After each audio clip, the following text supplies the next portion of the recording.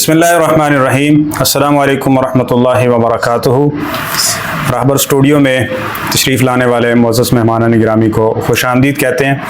آج ہمارے ساتھ ہمارے علاقہ کے بہت ہی مایہ ناز اور عظیم شخصیتیں ہمارے سامنے موجود ہیں، جن کو آپ سکرین پر دیکھ رہے ہیں۔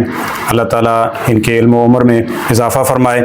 فضیلت الشیخ محمد اکرم شہزاد صاحب مرکز امام بخاری اس کے مدیر بھی ہیں الحمدللہ، اور اس کے ساتھ تنظیمی اور اسی طرح جماعتی وابستگی کے حوالے سے جنوبی پنجاب کے صدر بھی رہے ہیں، اور الحمدللہ اب وہ موڑ کھنڈا کے اندر مرکزی مسجد کے اندر الحمدللہ خطبہ جمعہ بھی ارشاد فرما رہے ہیں۔ اللہ تعالیٰ ان کو مزید ترقیاں اور برکت عطا فرمائے۔ اور اس طرح ہمارے ساتھ موجود ہیں ہمارے دوسرے مہمان فضیلت الشیخ محترم عباس فاروقی صاحب حفظہ اللہ۔ یہ بھی ماشاءاللہ شور کوٹ جو مرکزی مسجد ہے محلہ کچکوٹا میں، وہاں پہ خطابت کے فرائض سر انجام دے رہے ہیں، اور اسی طرح جنوبی پنجاب اہل حدیث یوتھ فورس اس کی ذمہ داری بھی وہ جو ان کے سپرد ہے اس کو نبھا رہے ہیں۔ تو آج کی ہماری اس خاص مجلس میں جو آپ جان رہے ہیں اور دیکھ رہے ہیں کچھ دنوں سے، ہمارے لیے ایک بہت بڑا دھچکا اور ایک بہت بڑا افسوس کا ایک لمحہ گزر رہا ہے، خاص طور پہ مخلص ورکر جو قرآن و سنت کی بالادستی کے لیے پورے ملک میں پھیلے ہوئے ہیں، ان کے لیے ایک بہت بڑا دھچکا تھا۔ حضرت الامیر قائد ملت اسلامیہ علامہ محترم ساجد میر صاحب حافظہ اللہ تعالیٰ، ان کی رحلت اب تو رحمہ اللہ ہیں، اللہ تعالیٰ ان کی آخری اخروی جو زندگی ہے اس کو بہتر فرمائے اور جنت میں ان کو اعلیٰ مقام عطا فرمائے۔ ان کے حوالے سے ہی آج ڈسکشن کرنے کا ارادہ ہے، تو انشاءاللہ ان کے بارے میں جانتے ہیں کہ جناب پروفیسر ساجد میر صاحب حافظہ اللہ تعالیٰ وہ کیسی ایک شخصیت تھے، ان کے بارے میں، اور باقی اس کے بارے میں آپ بہت ساری چیزیں جانتے بھی ہوں گے، کچھ ہم مہمانان گرامی سے جانتے ہیں انشاءاللہ۔ تو اس حوالے سے میں فضیلت الشیخ اکرم شہزاد صاحب حافظہ اللہ تعالیٰ سے درخواست کروں گا کہ وہ حضرت ساجد میر پروفیسر صاحب حافظہ اللہ رحمہ اللہ ان کے حوالے سے ان کو انہوں نے کیسا پایا اور ان کے بارے میں وہ کیا کہنا چاہیں گے۔ بسم اللہ الرحمن الرحیم۔ جی بہت شکریہ محترم مولانا تنویر الاسلام صاحب،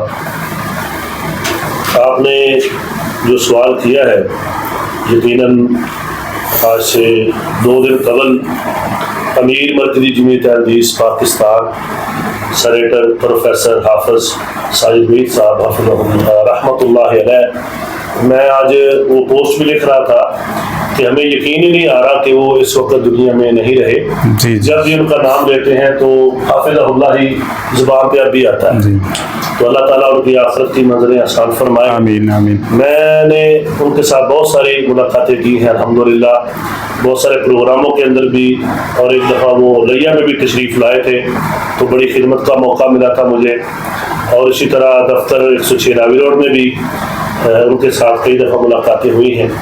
یقیناً وہ ایک عظیم انسان تھے، اور اللہ کے فضل و کرم سے وہ دین کے بہت بڑے داعی تھے، اور ان کو بڑا بردبار پایا، بڑا شفیق پایا، اور بڑا زیرک پایا۔ ان کو بڑے مستقل مزاج تھے۔ ان کی خوبیوں میں سے بڑی خوبیاں کہ ان کو الحمدللہ اس عمر کے اندر بھی قرآن پاک یاد تھا، اور وہ پکے حافظ تھے، اور وہ کئی سالوں سے نماز تراویح کے اندر مصلی سنا رہے تھے۔ یہ کوئی چھوٹی بات نہیں ہے۔ میں سمجھتا ہوں ان کے لیے بہت سارے اعزازات ہیں، سینیٹر بننا بھی ایک اعزاز ہے، اسی طرح پروفیسر تھے، وہ انگلش کے پروفیسر تھے، اور بہت بڑا علمی مقام ان کا تھا اس حوالے سے بھی، لیکن جو سب سے بڑا ان کا اعزاز میں سمجھتا ہوں کہ ان کا ایک ایسا حافظ قرآن ہونا کہ جو ان کو یاد بھی تھا اور پھر سنانے کا شوق، تو یہ یقیناً ایک بہت عظیم شخصیت سے ہم محروم ہوئے ہیں۔ یقیناً جماعت اہل حدیث کے لوگ ہی نہیں بلکہ پورا عالم اسلام پاکستان، اور آپ تعزیتیں دیکھ رہے ہیں کہ جتنے بھی سیاسی مذہبی رہنما ہیں اور پوری دنیا سے انٹرنیشنل سطح پہ ہم دیکھ رہے ہیں کہ ان کے لیے تعزیتیں پیغام آ رہے ہیں۔ ہم دعا گو ہیں کہ اللہ تعالیٰ محترم میر محترم کی آخرت کی منزلیں آسان فرمائے، اور ان کی اللہ تعالیٰ جہود کو قبول فرمائے اور جنت میں اعلیٰ جگہ عطا فرمائے۔ یقیناً اس وقت پوری جماعت ہی صدقے کی کفیل بات کر رہے تھے، میں کہتا ہوں کہ افراف کی اور محدثین کی جماعت کے 40 سال کے قریب تقریباً وہ امیر رہے ہیں، یہ میرے خیال میں سب سے بڑا ایک بہت بڑا اعزاز ہے. صاف سی بات ہے کہ ایک شخص ہے نا, یہ بہت بڑی بات. جی جی, جو ایک شخص ہے اس نے اگر ایک بچے کو حفظ کروایا نا تو وہ اپنے لیے بڑا اعزاز سمجھتا ہے, اور یقیناً ہے بھی, اور ہم نے دیکھا ہے ایسی مجلسوں میں. اور اسی طرح وہ وفاق المدارس السلفیہ کے صدر بھی تھے. جی جی, یعنی یہ بھی دیکھیں کہ وہ تبلیغی حوالے سے اور علمی لحاظ سے, سیاسی لحاظ سے اور تنظیمی لحاظ سے جہاں بھی دیکھیں وہ سر فہرست ہوتے تھے, اور کوئی بھی پاکستان کا مسئلہ ہو, اسلام کا مسئلہ ہو, اس میں بھی وہ سر فہرست ہوتے تھے. ختم نبوت کے معاملات میں, دیگر معاملات میں, سیاسی معاملات میں دیکھا گیا کہ وہ بڑے بے باک اور نڈر ان کو پایا. اور اس سے جس طرح کہ آپ بات کر رہے تھے, اور یہ بہت اچھی بات تھی کہ پروفیسر جناب ساجد میر صاحب رحمہ اللہ رحمۃ واسعہ, کہ ایک شخص ہے وہ ایک بچے کو حفظ کرواتا ہے نا, تو وہ بچہ بھی احساس سمجھتا ہے کہ میں نے فلاں سے حفظ کیا, اور اس کے ساتھ یہ ہوتا ہے کہ وہ استاد بھی اور جو ہوتا ہے قاری وہ یہ محسوس کرتا ہے کہ مجھ سے اتنے بچوں نے حفظ کیا ہے, میں اتنے بچوں کا استاد ہوں. تو یہ ایک بڑے اعزاز کی بات ہے. تو یہ شاید ایک بہت بڑا اعزاز ہے کہ پاکستان میں جتنے بھی, ان میں سے ایسے سمجھ لیں کہ 95% تقریباً علماء اور محدثین اور شیوخ ہیں جن کی وہ سرپرستی کر رہے تھے, وفاق المدارس کی صورت میں بھی ہے, مدارس کی صورت میں بھی ہے.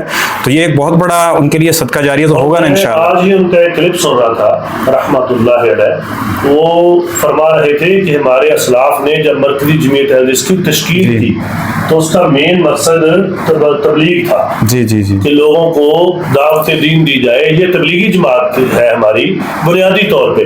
تو وہ کہنے لگے کہ الحمدللہ ہم نے اس میدان میں بڑا کام کیا, اور ساتھ انہوں نے فرمایا کہ یہ جو پیغام چینل ہے اس وقت, جی جی بالکل, یہ دعوت دین کے اعتبار سے سب سے بہترین پلیٹ فارم ہے. جی, جہاں پوری دنیا میں ایک بات جا رہا ہے. بڑا کام ہے, کوئی شک نہیں. پیغام ٹی وی کا جو پروگرام ہے یہ بہت عظیم کام ہے, بہت عظیم صدقہ جاریہ میرے محترم رحمہ اللہ تعالیٰ, اللہ تعالیٰ قبول فرمائے. جی جی, محدثین اور محققین کی جماعت کے امیر تھے, اور ساتھ لوگوں نے دیکھا کہ محدث دوران محقق زمان محترم جناب الشیخ ارشاد الحق جی حافظہ اللہ حافظہ اللہ تعالیٰ کا جو وہ جنازے کے موقع پہ بوسہ دینا, یہ اس بات پہ دلالت کرتا ہے کہ محدثین بھی بہت پیار کرتے تھے امیر محترم. بالکل صحیح بات ہے. اس میں کارکنان کے ساتھ ساتھ علماء کو, شیوخ الحدیث کو دیکھا گیا بڑے صبر اور تحمل والے,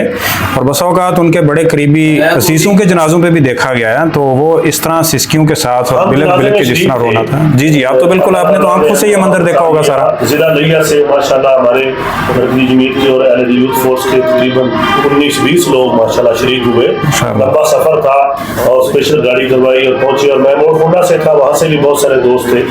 تو ہم نے دیکھا کہ سفید داڑیوں والے لاٹھیاں ٹیک کر جو ہے بھاگ بھاگ کے جنازے میں شریک ہو رہے ہیں, اور یقین جانی ایسے مناظر تھے تو جو شاید کسی جنازے میں نہ دیکھے گئے ہوں. تو بہرحال لوگ جو تھے ان کے آنسو بھی تھے, دعائیں بھی تھیں, اور تذکرہ خیر بھی تھا.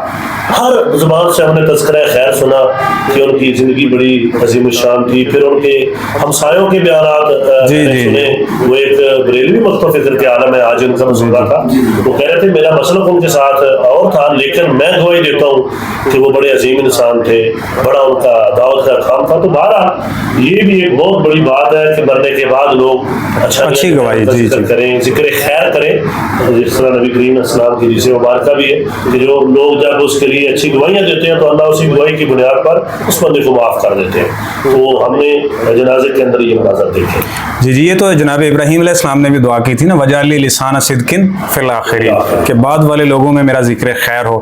تو پہلے تو ایک چیز سننے کو ملتی تھی, لیکن ان کی یہ جو اچانک وفات کا ہوا سلسلہ, اس کے بعد تو بہت ساری چیزیں کھل کے سامنے آئی ہیں کہ وہ ایک چھپے ہوئے ایسے سمجھے اللہ کے ولی محسوس ہوتے تھے. کے بعد بہت ساری باتیں جو ہمیں نہیں پتا تھا, ان کے اوصاف جو سامنے آئے ہیں.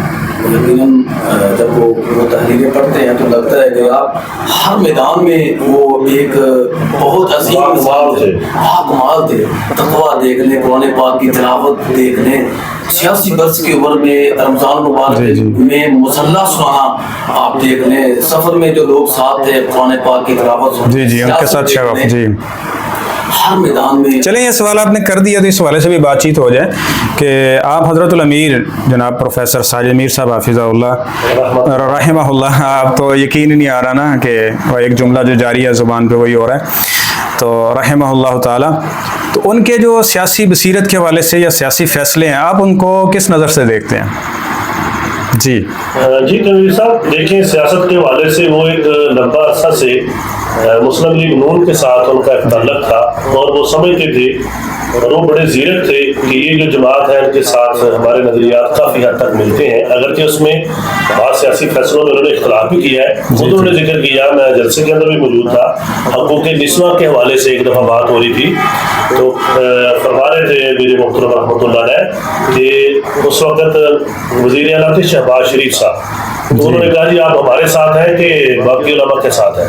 تو میرے محترم رحمۃ اللہ علیہ کہنے لگے کہ اس معاملے میں میں علماء کے ساتھ ہوں، اگرچہ میں اتحادی آپ کا ہوں لیکن یہاں میں آپ کا ساتھ نہیں دوں گا، جو علماء کہہ رہے ہیں اس والے سے میں ان کے ساتھ ہوں. وہ بڑے دبنگ آدمی تھے، جہاں غلطی دیکھتے تھے چاہے وہ کوئی بھی ہو اس کے بارے میں وہ اپنی رائے دیتے تھے، اور جو حق سمجھتے تھے وہ بات کرتے تھے. تو یہ ان کی بڑی خوبی تھی، اور وہ کے جو بھی حالات آئے، دیکھیں کتنے مشکل وقت آئے ہیں لیکن وہ استقامت کے ساتھ کھڑے رہے اپنے نظریے پر. یہ نہیں ہے کہ کبھی ادھر بلکہ وہ ایک مستقل مزاج تھے، اور اسی لیے ان کی آج بھی عزت ہے، اور ہر طبقے کے لوگ ان کی عزت کرتے ہیں کہ وہ انتہائی مستقل مزاج تھے. سیاست میں انہوں نے ایک نام کمایا ہے، 5 مرتبہ وہ سینیٹر رہے ہیں، اور کبھی انہوں نے اس کے لیے مطالبہ نہیں کیا. یہ بھی ان کا بیان موجود ہے کہ مجھے سینیٹر بنایا جائے. آپ دیکھیں نا خودداری کتنی تھی، خود ان کے ساتھ رابطہ کیا جاتا اور خود ہی وہ جو ہے نون لیگ کی طرف سے ان کو نامزد کیا جاتا. تو یہ 5 مرتبہ ایسے ہی ہوا. تو یہ بہرحال ان کی بہت بڑی سمجھتا خوبی. شیخ صاحب آپ اور میں آپ بھی تھے، مجھے یاد ہے کہ ہم ایک ساتھ فرمائے لگے کہ میں 3-4 مرتبہ سینیٹر بن چکا ہوں، رہ چکا ہوں. اور کسی میٹنگ میں میاں نواز شریف صاحب نے کہا کسی بندے کو کہ یار یہ مولوی ساجد میر کیا ہے، اس نے کبھی مجھ سے ایک قلم کا مطالبہ بھی نہیں کیا. یہ کہنے لگے کہ میں نے کبھی اپنی ذات کے لیے، خود میاں نواز شریف صاحب کہتے ہیں کہ ساجد میر صاحب نے یار کبھی ایک پینسل کا مطالبہ بھی نہیں کیا. ایک سینیٹر تھے تو یہ بڑی خودداری تھی. کہنے لگے یار میں نے اپنا ضمیر نہیں بیچا، ضمیر کا سودا نہیں کیا. سیاست میں میں سمجھتا ہوں اختلافات کی گنجائش ہوتی ہے، اپنے اپنے نظریات ہوتے ہیں، لیکن وقت نے ثابت کیا ہے ہمیشہ کہ محترم ساجد میر صاحب رحمہ اللہ تعالیٰ نے جو ان کی سیاسی بصیرت تھی، جو سیاسی فیصلے تھے، وقت نے ثابت کیا، لوگوں نے مانا کہ واقعی وہ بہت زیرک سیاستدان تھے، اور ان کے فیصلے بہت اچھے تھے اور بہت زبردست فیصلے ان کے ثابت ہوئے الحمدللہ آج بھی. جی ماشاءاللہ. یعنی آپ کی گفتگو سے ایک تو چیز یہ دیکھنے کو ملی ہے، بعض لوگ جس طرح کہتے ہیں نا کہ ایک جماعت کو مثلا غلامی کی شکل میں دے دیا یا اس طرح کی، یہ تو شاید وہ واقف نہیں ہے اس حوالے سے، تو تبھی وہ بات کرتے ہوں گے کہ وہ حق گو تھے، وہ حق بات کے اوپر ڈٹ جاتے تھے. جہاں پہ کوئی غلطی کوتاہی ہوتی، دیکھیں ایک الحاق ہے تو اس کے ساتھ تو آپ بیٹھیں گے نا. ایک جماعت کے ساتھ آپ کا اتحاد ہے تو صاف سی بات ہے آپ نے ووٹ بھی اس کو دینا ہے، سپورٹ بھی اس کو دینی ہے. وہ یہ بھی کہتے تھے ہمیشہ، میں شورا کے ممبر الحمدللہ آج تک رہا ہوں، کہ میں اکیلے فیصلہ نہیں کرتا. جب بھی کوئی اہم فیصلہ ہوتا تھا وہ 500-600 علماء کرام پورے پاکستان کے، ان کی توثیق ہوتی تھی کہ آپ سیاسی طور پہ یہ فیصلہ کر رہے ہیں، تو وہ شورا کا اجلاس بلاتے تھے اور اس میں اس فیصلے کی توثیق ہوتی تھی، تو پھر وہ یہ فیصلہ کرتے تھے. اکیلے وہ اس میں بھی فیصلہ نہیں کرتے تھے. وہ کہتے تھے اگر شورا کہیں اور فیصلہ کرنا چاہتی ہے تو مجھے کوئی اعتراض نہیں ہے، میں شورا کے ساتھ. تنویر الاسلام صاحب جو بات ہے نا غلامی کی، وہ لوگوں کو پتہ ہے بہت اچھی طرح. جو غلام ہے نا ان کو ہر روز نام تبدیل کرنے پڑتے ہیں، ان کے ہاتھ کبھی ادھر کبھی ادھر، کبھی جناب کچھ کبھی کچھ. اللہ کے فضل و رحمت سے میرے محترم نے اپنی ذات اور جماعت کا ایک تشخص پیدا کیا ہے الحمدللہ، ایک تعارف ہے. نہیں یہ تو بات ٹھیک ہے الحمدللہ. ایک مساجد کا ایک نیٹ ورک ہے، مدارس کا ایک نیٹ ورک ہے، علماء کی ایک جمع غفیر ہے. اور صرف پاکستان نہیں، جی برطانیہ کی مرکزی جمعیت کے بھی وہ امیر ہیں, سمجھے نا, انٹرنیشنل یعنی انٹرنیشنل لیول پہ, یعنی پوری دنیا کے اندر جتنی بھی مرکزی جمعیت حدیث ہے, جو پاکستان کے یہ امیر تھے پروفیسر ساجد صاحب, اس کو یعنی انٹرنیشنل لیول پہ مانا جاتا تھا, اپنا بھی امیر سمجھتے تھے.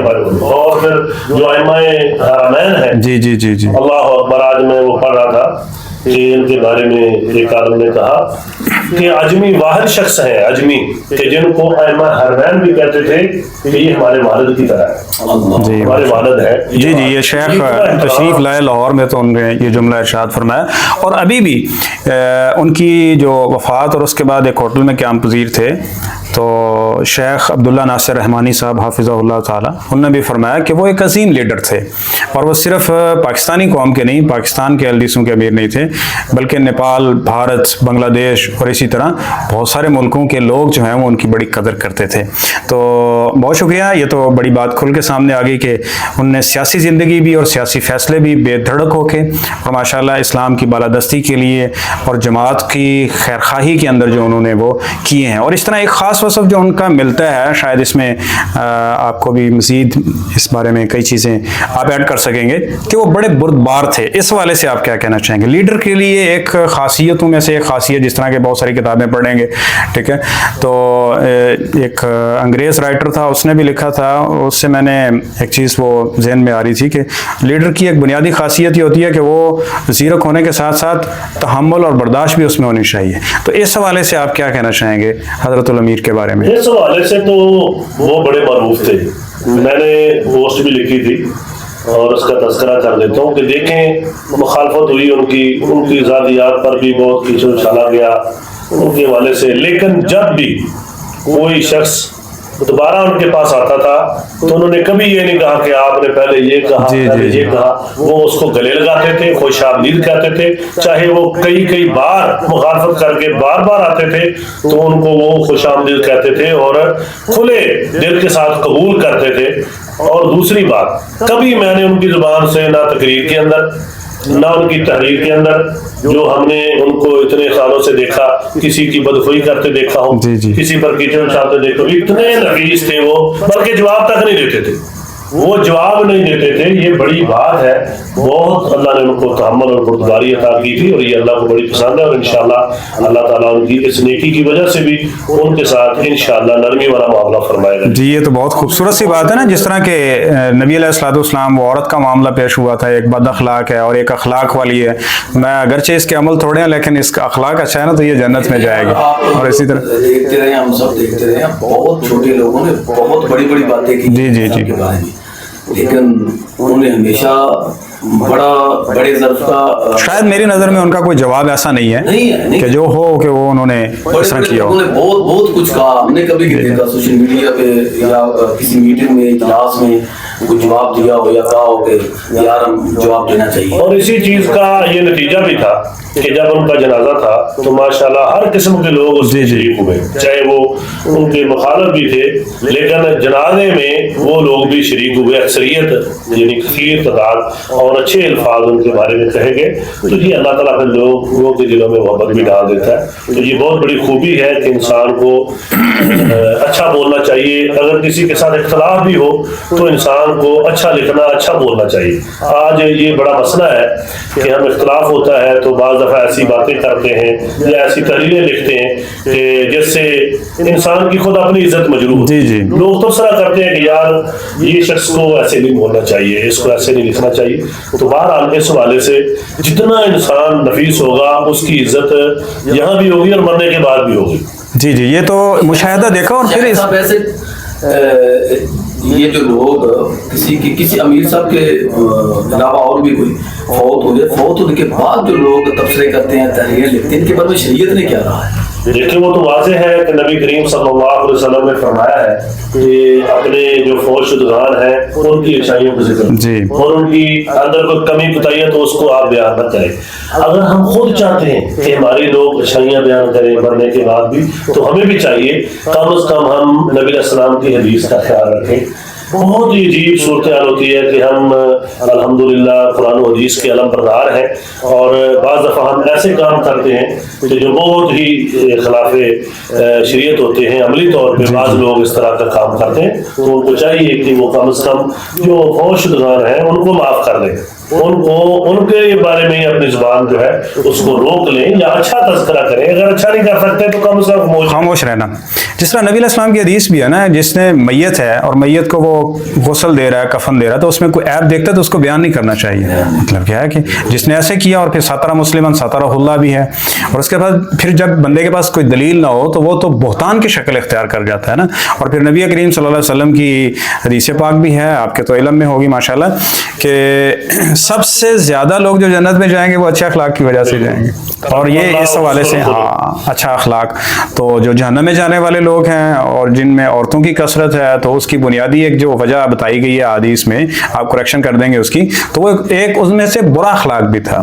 اور اس حوالے سے ہمیں ان کی یہ تعریف اور توصیف کرتے ہوئے بلا مبالغہ یہ کہنا پڑے گا کہ ماشاءاللہ وہ اخلاق کے اعتبار سے بھی بڑے تھے، قد و قامت کے اعتبار سے بھی بڑے تھے، اور انشاءاللہ اللہ تعالیٰ ان کی ضرور اس حوالے سے جو نبی کریم صلی اللہ علیہ وسلم کی حدیث ہیں اس کی روشنی میں اللہ ان کی بڑی قدر فرمائے گا انشاءاللہ. میں ابھی تھوڑی دیر پہلے میں شیخ صاحب، شیخ اللہ صاحب، محترم جناب حافظ محمد اکرام اعظم صاحب صدر لیا اور بھائی جمیل رضوان صاحب کھانا کھا رہے تھے، تو میں نے کہا کہ یار بات چل پڑی، اب 2 دن سے جہاں بیٹھتے ہیں یہی تذکرے چل رہے ہیں، سوشل میڈیا دیکھ لیں وہاں بھی یہی ہے.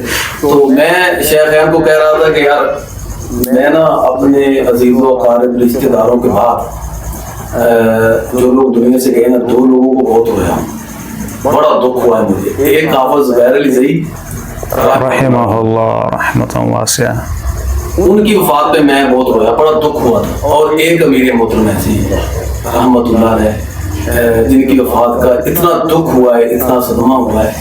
وہ ایک عظیم انسان تھے، اور مجھے ان کی وفات کے بعد چند ایک لوگ جو کمنٹ وغیرہ پوسٹیں وغیرہ کرتے ہیں، یقین جانو اتنی بڑی شخصیت کے بارے میں جو تبصرہ کرتے ہیں، گھٹیا حرکات جو ان کی ہیں، ایسا ہی ہے جیسے چاند کی طرف منہ کر کے جی تو ان کو بھی اللہ ہدایت نصیب فرمائے. جی وہ محاورہ بھی تو ہے نا، جو برتن میں ہے وہی باہر آئے گا نا. جو کسی کے پاس ہے، کسی کے پاس اچھی چیز ہے تو وہ اچھی چیز بانٹے گا. میرے محترم رحمۃ اللہ علیہ کو دیکھا، ایک دفعہ تذکرہ کر رہے تھے 106 لابی روڈ کوئی پروگرام تھا، تو حضرت علامہ شہید رحمۃ اللہ علیہ کا تذکرہ ہوا، تو کہنے لگے وہ میرے بڑے جگری دوست تھے، تو اس طرح تذکرہ کر رہے تھے اور کہنے لگے انہوں نے تو اپنا خون پیش کر دیا اسلام کے لیے، اور ہم نے تو ابھی شاید پسینہ بھی نہیں دیا. یعنی وہ کتنے محترف تھے اور کتنی محبت کا اظہار کرتے تھے اپنے شہداء کے ساتھ اور حضرت علامہ شہید کے ساتھ. تو کتنے بڑے ماشاءاللہ ان کے حوصلے تھے. علامہ اقبال رحمہ اللہ کا ایک شعر تھوڑی تبدیلی کے ساتھ جی وہ بھی ہو جائے وہ میں نے سنا، وہ بھی پڑھ رہے تھے علامہ احسان علی ظہیر رحمہ اللہ تعالیٰ کے بارے میں ماشاءاللہ.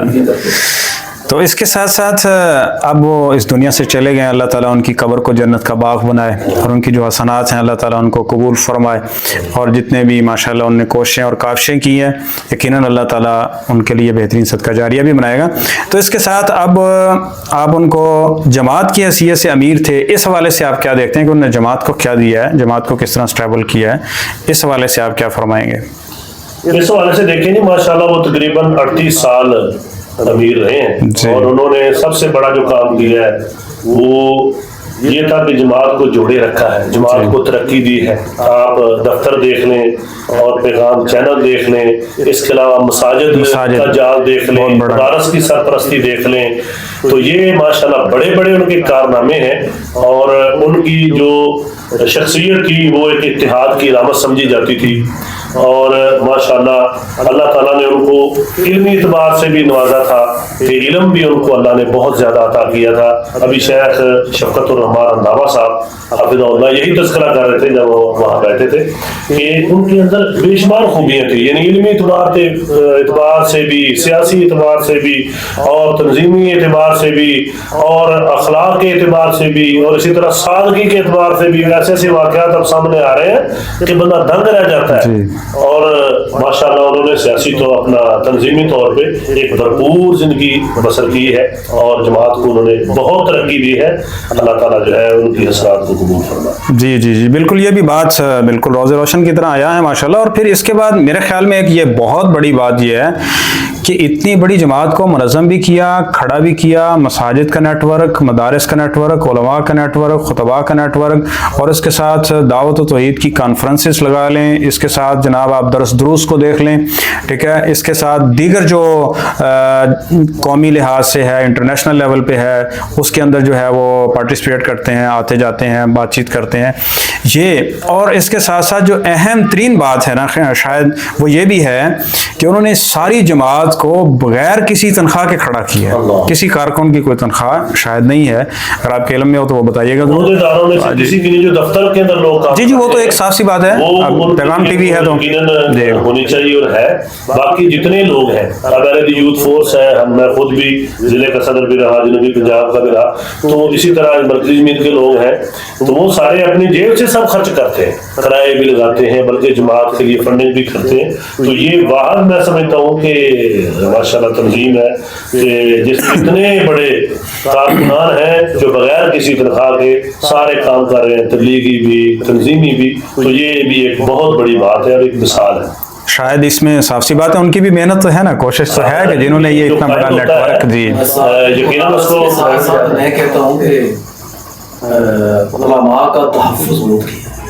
ماشاءاللہ یہ صرف وہ کہتے ہیں کہ کیا کیا ہے، ان کے اوپر کچھ ایسی پڑی نہیں، معاملہ بنا نہیں ہے، شاید جانتے نہیں ہیں. جن علماء خطباء کے ساتھ کوئی معاملہ بنا ہے نا، ان سے جا کے پوچھیں کہ ان کو پروفیسر سعید میر رحمہ اللہ تعالیٰ کا ایک لیٹر کام کر دیا. ماشاءاللہ بالکل ایسے میں خود گیا اداروں میں اتنی عزت، اتنا اکرام میں نے کسی کا نہیں دیکھا. ماشاءاللہ. ان کے نام کا واسطہ پڑھا میں نے دیکھا، اپنا واسطہ پڑھا. میں دوست ہیں کہیں، وہ کہتے ہیں ایک لیٹر دے کے، کہتے ہیں ایسے دے کے، ہوم سیکرٹری میں کہہ دیتا ہوں، ہوم سیکرٹری دے کے کہا یار پروفیسر سعید میر صاحب نے کبھی جھوٹ نہیں بولا. اس نے میں سامنے کھڑا تھا، اچھا جھوٹ نہیں بولتا، مس انڈرسٹینڈنگ ایجنسی. یہ جملہ بدل، سعید میر صاحب جھوٹ نہیں بولتے، یہ میں سامنے کھڑا تھا ایسے. ماشاءاللہ بہت بڑی بات. یہ چھوٹی بات ہے کوئی؟ ایسے ہی اتنا اعتماد کہ یار وہ جھوٹ نہیں بولتے. کہ بہت بڑی بات، جس طرح نبی علیہ السلام کی، ہاں وہ حدیث مجھے یاد آ رہی ہے. نبی علیہ السلام نے فرمایا نا، مومن سب کچھ ہو سکتا ہے، اس میں کمیاں کوتاہیاں ہو سکتی ہیں، جھوٹا نہیں ہو سکتا، جھوٹ نہیں بولنا.